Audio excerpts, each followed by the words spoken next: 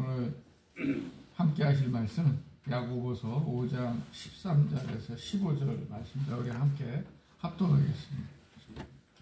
너희 중에 고난 당하는 자가 있느냐? 그는 기도할 것이요. 즐거워하는 자가 있느냐? 그는 찬송할지니라. 너희 중에 병든 자가 있느냐? 그는 교회의 장로를 청하여 것이요. 그들은 주의 이름으로 기름을 바르며 그를 위하여 기도할지니라.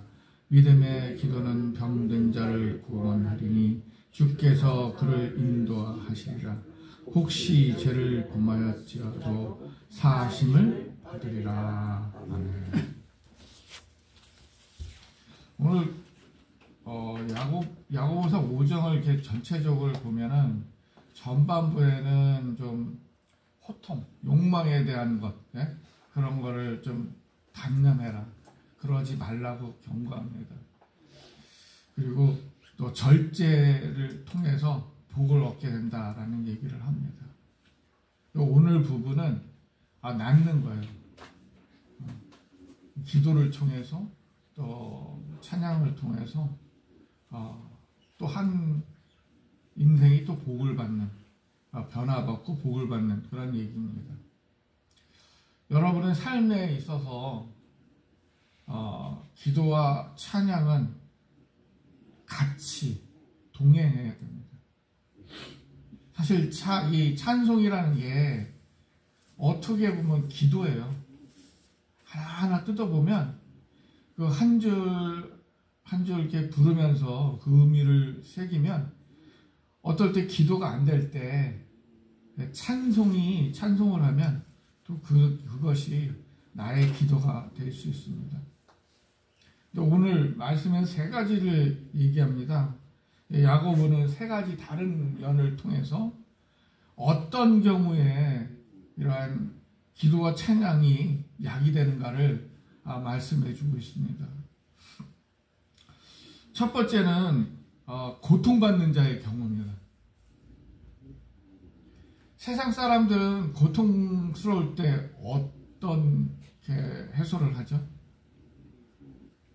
세상 사람들은 먹고 마시고 술 마시는 거에 해소를 하려고 그래요. 근데 술이 그냥 마약 같아서 진통제 같아서 그 기간만 한 시간만 이러지 끝나면 진통제 약이 끝나면 어떻게 되죠? 아프잖아요. 또 진통제를 또 하나를 먹어야 돼요. 그런 것 같이 세상 사람들은 그 고통을 이기기 위해서 술을 마셔요. 그럼 술을 깨면 어떠죠? 또 고통에 빠지는 거예요. 그럼 또 그걸 이기기 위해서 또 뭐예요? 술을 또 마셔요. 그걸 계속 반복되면 어떻게 되죠?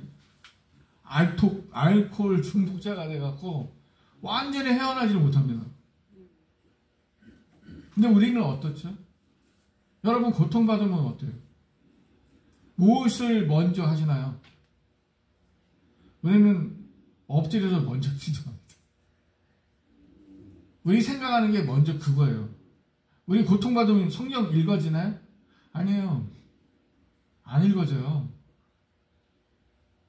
그러니까 고통받을 때 먼저 떠오르는 게 뭐예요? 그리스도인들은, 신앙인들은 먼저 하나님을 찾게 돼 있어요.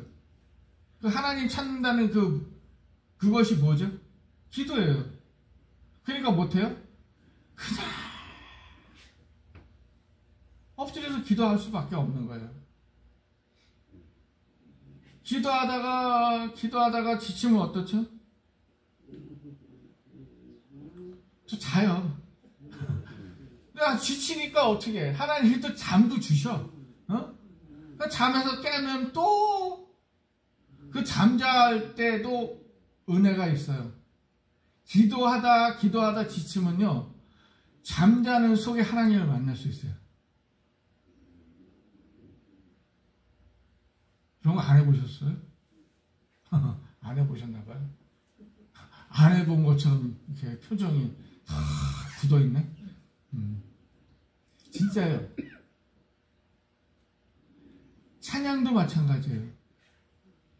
찬양도 기도가 안 될 때 찬양을 계속해요. 찬송을 계속 부르는 거예요. 아니 지칠 때까지 부르는 거예요. 네. 그러다 보면 어느 한 찬송에서 은혜가 있습니다. 우리가 성경을 막 읽었을 때 어느 한 구절에 딱 은혜가 받아서 꽂히는 것 같이 찬송도 계속 부르다 보면 어느 한 구절에 자기 마음이 표현되거든요. 내가 기도로 표현하지 못한 것이 그 찬송이 나를 대신해서 표현하는 거예요. 그러면서 은혜를 받게 돼요. 그것이 약이라는 거죠. 우리는 별 약이 없어요. 우리 몸뚱아리가 아프면 병원에 가면 약을 줘요. 그런데 그 약을 처방을 봐서 그게 완전하게 낫나요? 완전해지든가요? 아니에요. 어느 한순간이지. 그 이유는 뭐예요? 그 이후로는 나의 노력과 하나님의 은혜가 아니면 낫지를 않는 거예요. 아니면 하나의 고통이 사도 바울이 그 하나님께서 주신 그 가시가 너의 은혜, 나의 은혜라는 그 말을 할 수도 있어요. 하나님께서 그냥 하나의 그런 가시로 남겨두실 수 있어요. 자그마한 고통. 여러분의 자그마한 고통이 있습니까? 저에게는 가시가 있어요. 위장병이에요. 약을 먹어도 안 나요. 뭐 음식 조절을 하고 뭐 많은 것을 해봤지만 안 나요. 그냥 안 낫는 거예요. 그냥 병원에 가서 진단 받고 약 먹고 또 어느 정도 지내지고, 근데 그게 어느 한순간에 기도로 난 적도 있었어요. 한동안 안 아팠어요. 근데 어느 한순간에 또 제가 나태해지니까 그게 또 도지는 거예요. 그래서 제가 느낀 게 있어요. 이거는 약으로도 안 된다. 이건 나의 의지도 안 된다. 약과 나의 의지와 기도가 하나가 됐을 때, 이게 완전체가 됐을 때 나의 위장병은 안 아프게 되는구나 라를 느낀 거예요. 가끔가다 나의 몸 가지고 테스트를 해봐요. 나쁜 생각이에요, 사실은. 약으로 낫까 기도로 낫까 한번 테스트 해본 적도 있어요. 근데 해보니까 약은 그냥 일시적이지만 기도는 영원한 거예요. 그래서 우리가 고통받을 때는 매달리는 수밖에 없더라고요. 문제는 어디 가서 누가 의논을 해도 어떤 목사님이나 어떤 상담가 얘기를 해도 사람은 한계가 있어요. 한정돼 있어요. 그 한정을 뛰어넘을 수가 없어요. 그러나 하나님에게는 그 한계를 뛰어넘을 수가 있어요. 그래서 기도가 우리에게 약이 될 수 있는 거예요. 그냥 보통 약이 아니라 그냥 일시적으로 해결되는 약이 아니라 보약. 여러분 보약 먹으면 아주 돌아가실 때까지 편안하잖아요. 건강하잖아요. 네? 그런 것 같이 기도는 보약과 같은 거예요. 우리 몸을 살리고 또 우리 고통을 해방시키고 슬픔도 이겨낼 수 있는 그러한 약이라는 거죠.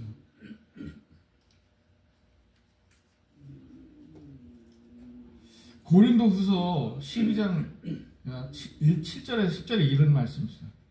여러 계시를 받은 것이 지극히 크므로 너무 자고하지 않게 하시려고 내 육체의 가시 곧 사단의 사자를 주셨으니, 이게 이제 사도 바울이 아까 제가 잠깐 예를 들었던 것처럼 이는 나를 쳐서 너무 자고하지 않게 하려고 하십니다. 그러니까 교만하지 않게, 내가 막 너무 잘하면 사람들이라는 게 이런 거 있어요.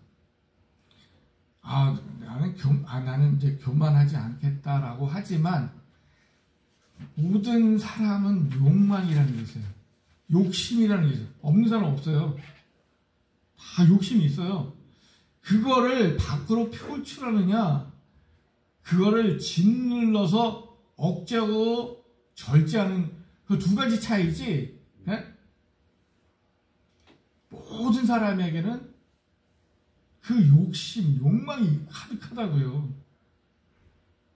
또 표출하느냐 아니냐에 따라 틀린 거지. 그러기에 사도 바울도 자기를 쳐서, 그리고 하나님께서 나에게 가시를 줬는데 교만하지 않게, 자만하지 않게 나에게 가시를 줬다라고 얘기하는 거예요. 우리에게는 이러한 가시가 없으면 교만해지고 야비해지고 욕망이 막 끝없고 욕심이 한없고 그렇습니다. 여러분 그렇죠? 어떤 사람은 그러죠. 저 사람은 왜 이렇게 욕심이 많아? 아직 욕심이 뭐 목구녕까지 찼네, 그러는, 그죠? 그런 얘기 들어보셨죠? 어떤 사람을 두고 손가락질하면서. 그리스도인들은 그거를 절제할 줄 알아야 돼요. 그래서 우리에게는 절제를 주신 거예요. 그래서. 그리고 항상 예수님이 뭐라 그래요? 겸손하라, 낮아져라. 그래서 하시는 말씀이에요. 이어갑니다. 이것이 내게서 떠나기 위하여 내가 3번 주께 간구했으니 내게 이르기를 내 은혜가 내가 족하다. 너 그 가시 그 있는 게 너한테는 은혜야. 내가 그 가시가 없어지게 하면 너는 옛날로 다시 돌아갈 거야. 옛날에 바울이 어땠습니까? 과거에 아주 거만했잖아요. 자기 위에 없고 자기 밑엔 없잖아요. 완전. 응? 자기는 탑이었잖아요. 그래서 뭐라 합니까? 이는 내 능력이 약한 데서 온전하여 짐이라 하시니라. 이름으로 도리어 크게 기뻐함으로 나의 여러 약한 것을 대하여 자랑하리니 이는 그리스도의 능력으로 내게 머물게 하려 함이니라. 그러므로 내가 그리스도를 위하여 약한 것들과 능욕과 궁핍과 핍박과 고난을 기뻐하느니 이는 내가 약할 그때 곧 강해짐이라. 하나님께서 우리에게 바울에게 큰 것을 주신 것처럼 그 가시를 통해서 바울이 강해지고 능력이 나타나고 했던 것처럼 우리에게도 그러한 가시를 갖고 있어야만이 그것을 통해서 우리가 하나님께 낮아지고 주변 이웃들에게 겸손해지고, 예? 또한 그것을 통해서 능력이 나타나는 거예요. 우리는 그런 거 좋아하시죠? 능력 주신 자 안에서는 모든 걸 할 수 있다라고 얘기해요. 근데 우리는 다 능력을 받았는데 왜 못할까? 고민해보면 뭘까요? 나 때문이다. 우리가 우리를 망치고 살기 때문에 세상은 욕심 때문에 인간들은 그런 욕심과 교만과 그런 게 있기 때문에 자신이 자신의 올무에 걸려서 자빠지고 쓰러지고 넘어집니다. 시험 들고 그런 결과밖에 없는 거예요. 우리에게는 이 말씀을 볼 때 뭐가 있을까요? 주시는 교훈이 있어요. 인내와 도덕적인 삶. 그 도덕적인 것은 세상적으로 말하면 도덕적이고 또한 양심. 우리를 가만히 들여다보면 자신이 들여다보면 양심 있는 사람이잖아요. 자신을 들여다보지 못하고 사는 사람은 양심이 없는 사람. 교만한 사람. 그런 사람이 교만한 사람. 두 번째로는 마음이 가벼운 사람. 마음이 가벼워. 그런 말 있죠. 말이 무거운 사람, 입이 무거운 사람과 입이 가벼운 사람. 그죠? 입이 가벼운 사람은 어때요? 여기서 들으면 바로 돌아서서 바로 전화합니다. 그게 그냥 그대로 100%, 100% 그대로 옮겨지면 관계없어. 이게 한 단계 들면서 이상하게 이 사람은 또 이 사람에게 얘기를 하는데 또 이상하게 얘기해. 그래서 이 사람도 맨 처음에 얘기한 것은 한 10번째 지나가면 완전히 이건 다른 스토리야. 이건 뭐 일치하지 않는 스토리가 돼버려.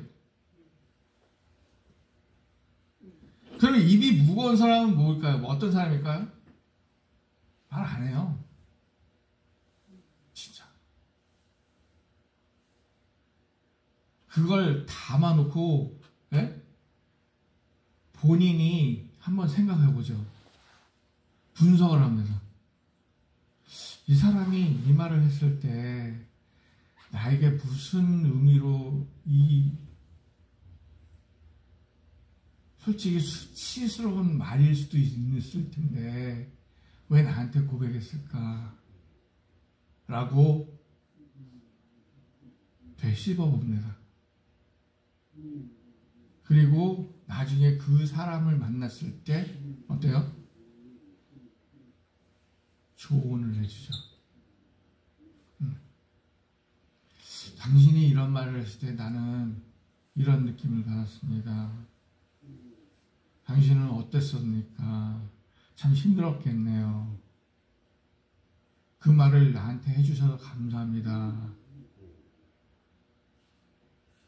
내가 문제를 해결해 주지는 못하지만 내가 생각할 땐 이럴 수 있을 것 같습니다. 라고 조언을 합니다. 문제점을 그 상대방이 갖고 있는 문제를 해결해 줄 수 있는 힌트라도 줄 수 있죠. 답은 절대로 줄 수가 없어요. A라는 사람이 B라는 사람이 아니기 때문이죠. 그렇기 때문에 힌트는 줄 수 있어요. 마음이 가볍고 무거운 사람은 또 틀리죠. 마음이 가벼운 사람은 항상 변덕스러워요. 하나의 어쩌면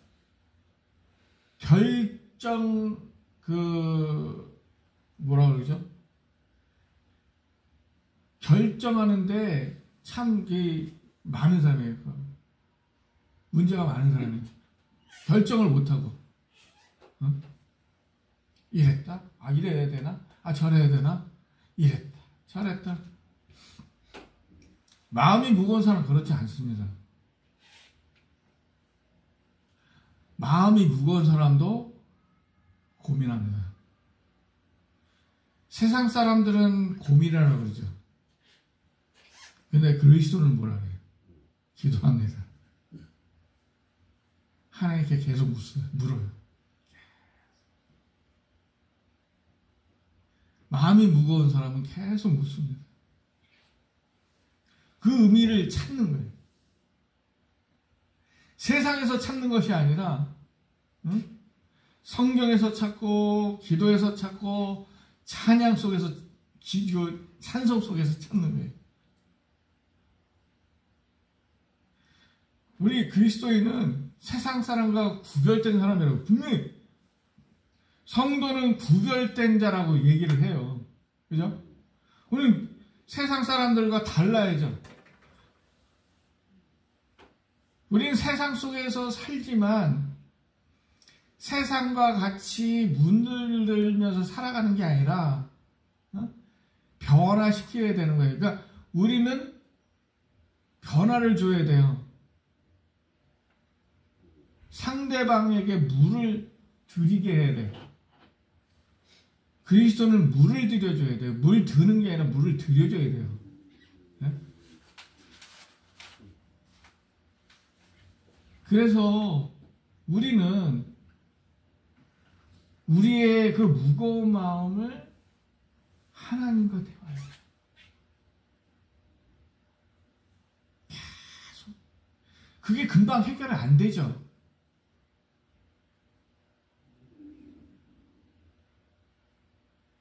여러분, 진실과 진리는 틀리잖아요.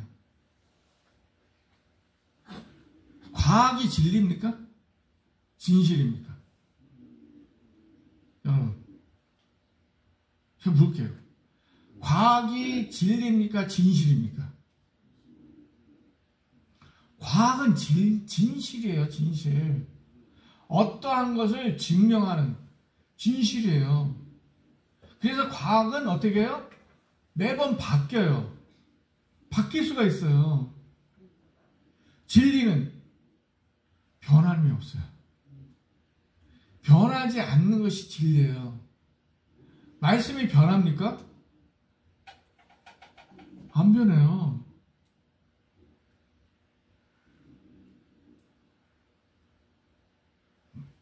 성경 말씀은 처음과 나중이 같아요. 변하지 않는 진리예요, 진리.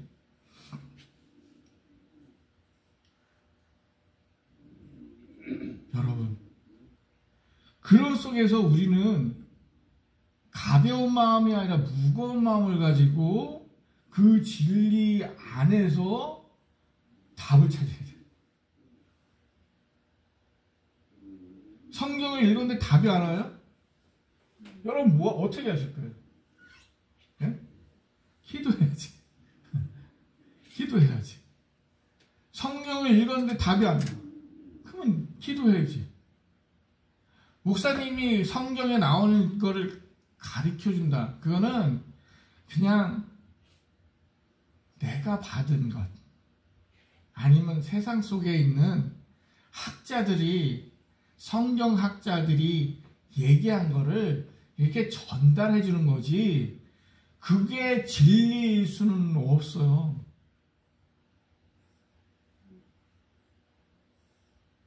진리는 성경에 있는 겁니다.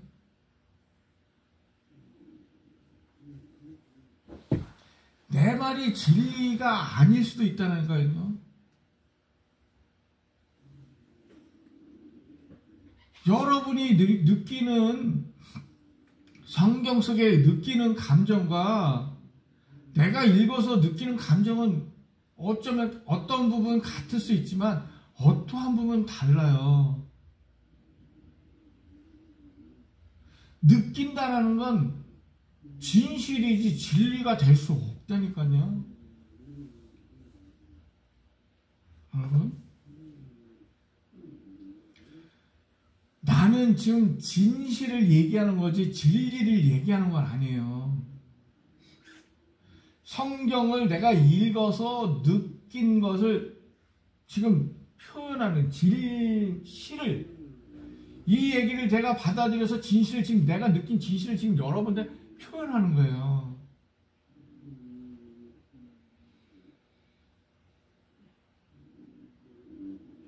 여러분도 여러분의 진실을 찾아야 돼요. 여러분이 하나님께 받은 그 받은 그 말씀의 진리를 가지고 이 말씀이 진실이구나 하는 걸 느껴야 돼요. 그래서 이게 진실에 갔다가 이 진실이 되면 이게 굳어지면 이게 진실이구나. 진실이 굳어지면 진리가 되는 거예요. 그래서 하나님의 말씀이 진리구나. 그래서 어기면 안 되는구나. 이거를 행해야 되는구나. 이게 느껴야 되는구나. 이 안에서는 은혜가 있구나. 라는 것을 받아들여야 돼요.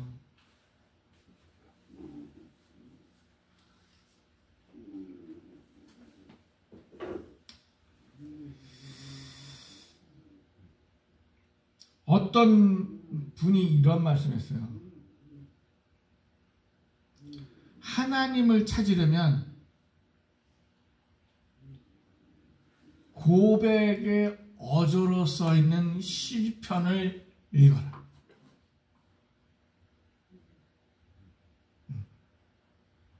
시편은 어때요? 다 고백이잖아요. 그죠? 다 그 표현이 다 고백이에요. 회개고 고백이고 다 그런 문구예요. 어조가 그래요. 응? 다윗은 하나님한테 찾으면서 하나님 저에게 얼굴을 돌리지 마세요. 응? 나를 향해 주세요. 나는 하나님을 찾기 위해서 내가 하나님께 고백하기 위해서 벽에가 눈물이 젖었습니다. 여러분 하나님한테 고백하면서 벽에 눈물을 얼마나 젖히셨습니까? 정말 중요하거든요.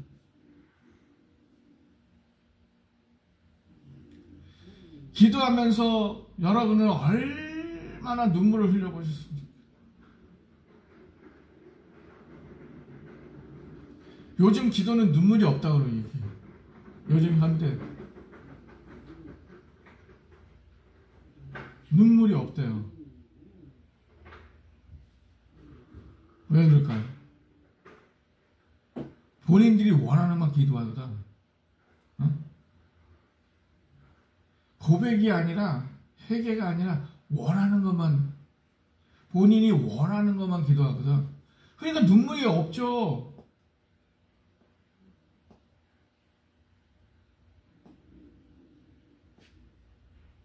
눈물의 기도가 있을 때 하나님은 받으신다 그래요.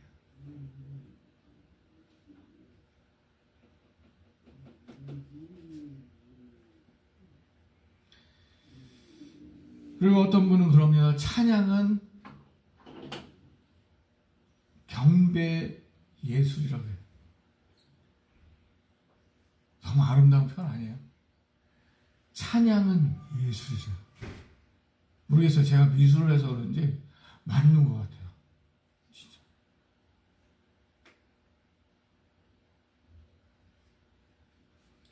그리고요, 찬양을 들으면요, 막 색깔이 있어요. 색깔이 있어요. 찬양에 집중하면요, 색깔이 입혀진다니까요. 그 색깔이 입혀지는 그 마음을 갖잖아요. 기쁨이 있는 거예요. 그 안에 기쁨이 있는 거예요. 여러분 아름다운 것을 보면 어때요? 슬퍼요? 우울해요? 기쁘잖아요. 감탄하잖아요. 여러분 어디 갔는데 자연을 봤는데 와, 너무 아름다우면 그 색조가 너무 아름다우면 여러분 어때요? 막 흥분하죠? 똑같은 거예요. 똑같은 거예요. 찬양은 예술이고요. 찬양 안에는 색깔이 있어요. 마음이 무거운 사람은요, 그걸 느껴요. 가벼운 사람은 못 느껴요. 좋네. 끝. 오래 가지 못해요. 마음에 왔다가 그냥 떠나요. 그냥 좋다. 끝. 끝나는 거예요.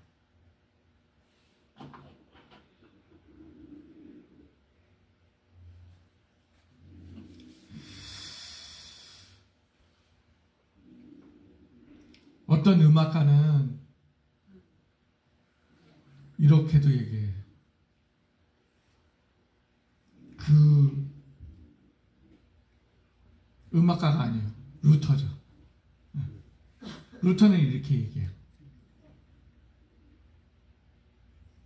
음악은 예언자들의 예술이다. 맞는 것 같아요. 영혼의 동요를 진정시킨다. 그래서 유일한 예술이다.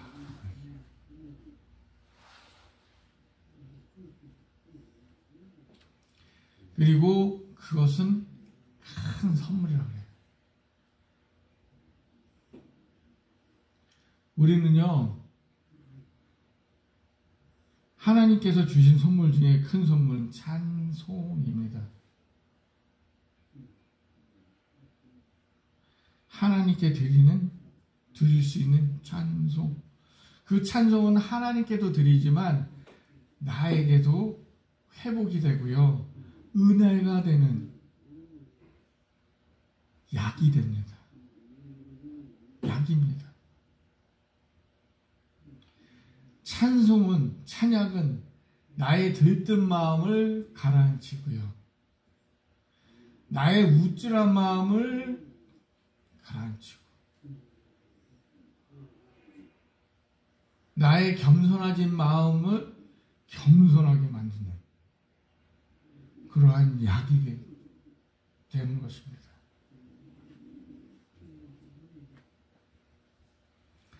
저는 너무 힘들 때 기도가 안 될 때 있어요. 맨날 기도가 잘 되는 건 아니에요. 기도가 안 될 때는 저는 앉아서 찬송을 1장부터 계속 부릅니다. 지칠 때까지 다 부릅니다. 그냥. 아는 건 다 부르는 거예요. 모르는 거는 이거 있잖아요. 우리 스마트폰 틀어놓고 부르는 겁니다.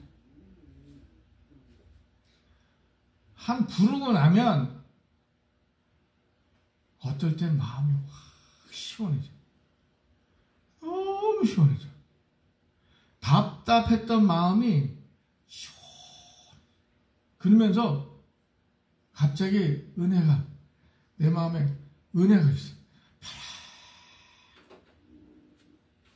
막 힘들었던 마음이 편안해져.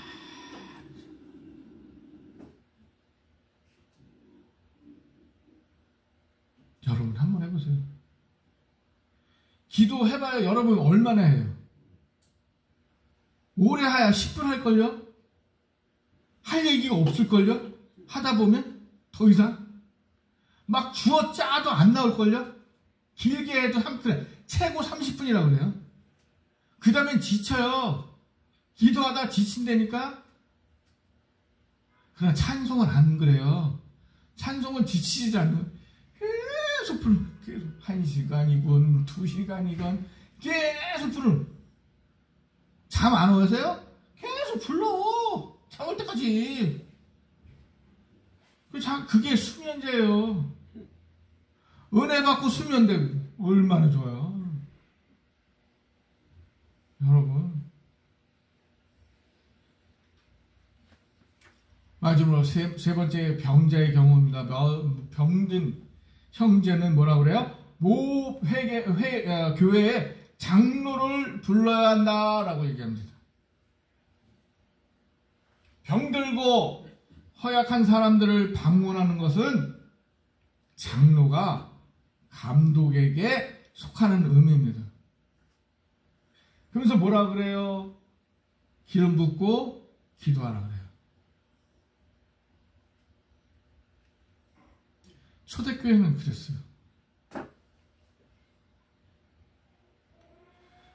제가 미국 교회 저의 멘토 목사님이셨던 지금 은퇴하고 플로리다에서 또 다 어떤 교회에 심호하고 계시는데, 그 교회에 제가 잠시 한 1년 동안 함께 했던, 그래서 그 그 흑인 목사님이신데 UMC 찬송가를 다 외우시는 분이에요. 하나를 다 외우세요. 어렸을 때부터 감리교회 어머님이 어렸을 때부터 가정에서 찬송가를 계속 읽게 하시고 부르게 하셔서 그걸 다 외우셨어요. 그분은 주일마다 아픈 환자들 아프면 나오라고 그러세요. 그래서 이마에다 기름을 이렇게 하고 안수를 하세요.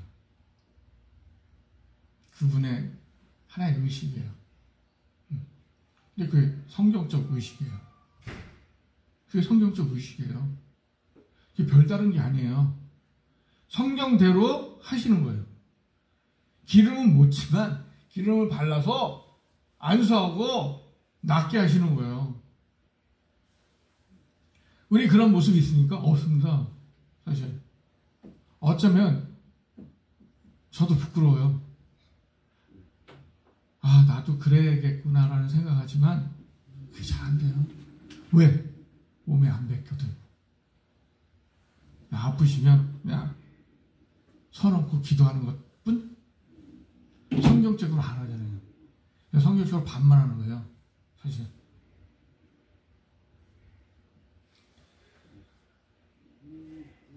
우리는 은사를 주셨다고 그래요. 병 고치는 은사도 뭐 어떤 사람은 받고 어떤 사람은 안 받는 게 아니라 그냥 행하면 돼요. 그냥 해나가라고 그래요. 믿고 행하는 자에게 뭐예요? 능치 못할 일이 없다. 그걸 믿어야 되는데 나는 그게 능력이 없어서 아니라는 거죠. 행하는, 믿고 행하라.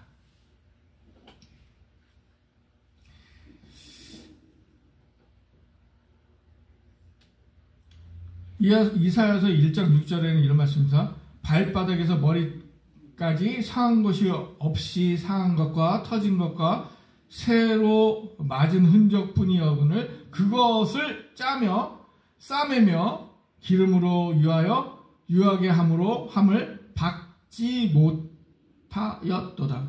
그러니까 아프고 찢어지고 그랬는데 예수님이 거기에 바를 게 없었어. 아무도 안 발라줬어요.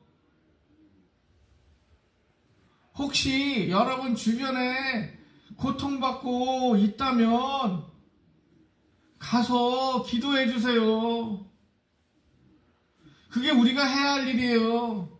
꼭 목사님, 뭘 받은 권사, 이게 아니라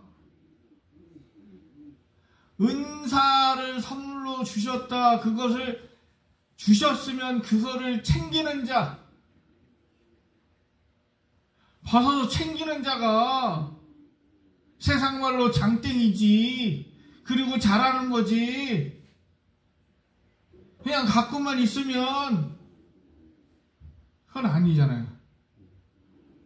말씀을 받은 자로서 행하는 것이 옳은 거라는 거예요.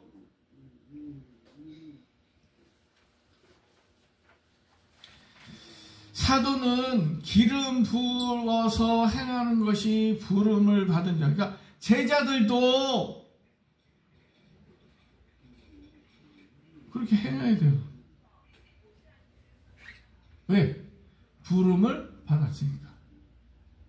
여러분 부름 받았잖아요. 우리는 입으로 제자라 그래요. 예수님이 제자입니다. 그러면 제자로서 행해야 되잖아요. 그건 말씀과 동행하는 게 아니죠. 말씀과 동행하는 자는 행하는 자예요. 말씀과 동행해야 제자가, 예수의 제자가 될 수 있는 거예요.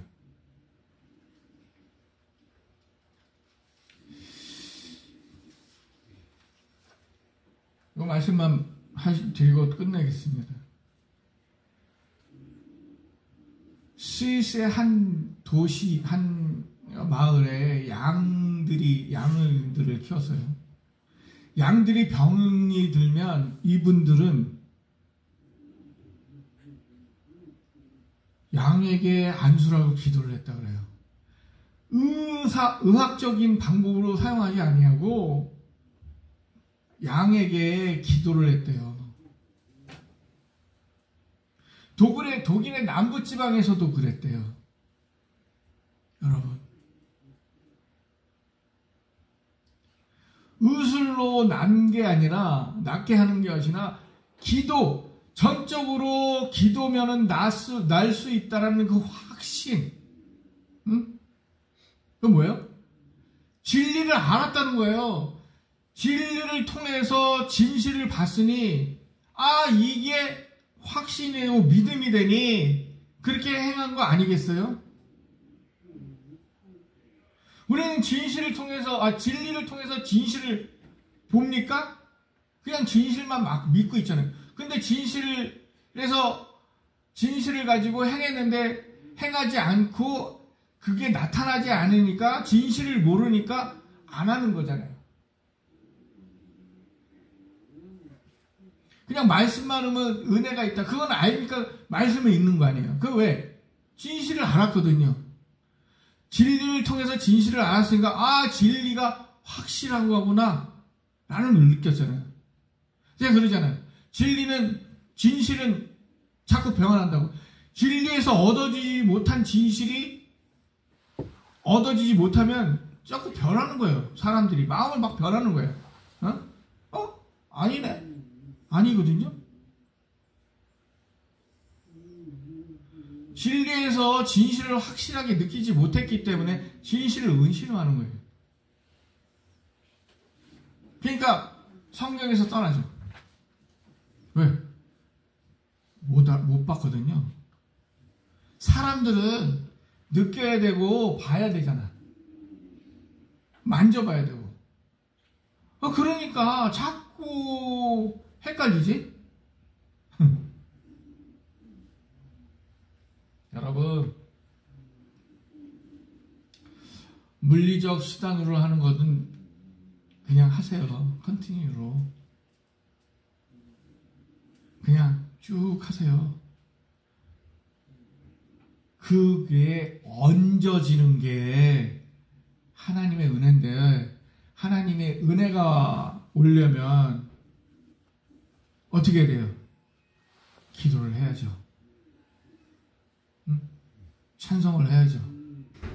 찬양을 해야죠. 그래서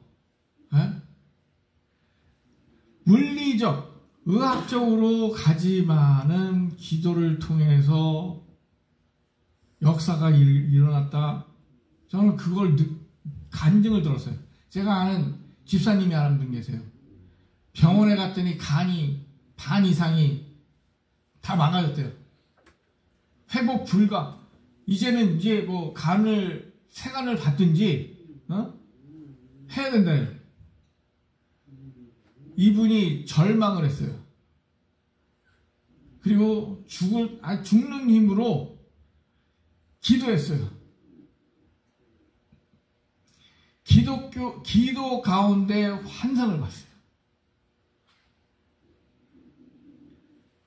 벽이 있는데 벽이 하얀 페인트로 싹 발렸더래요. 근데 자기 몸속에 변화가 있더래요. 기쁨이 넘치고 너무 몸이 가벼워지고 그런 걸 받았더래요.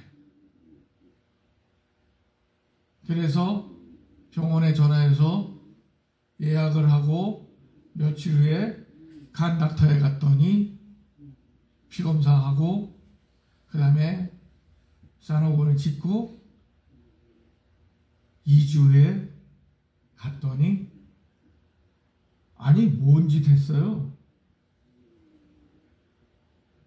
간이 애기간이 됐네. 여러분, 이 말을 세상 속에 세상 사람들이 하면 얘기하면 웃기네 라고 얘기를 해요. 미쳤네. 어떻게 다 죽어가는 간이 어떻게 살아나?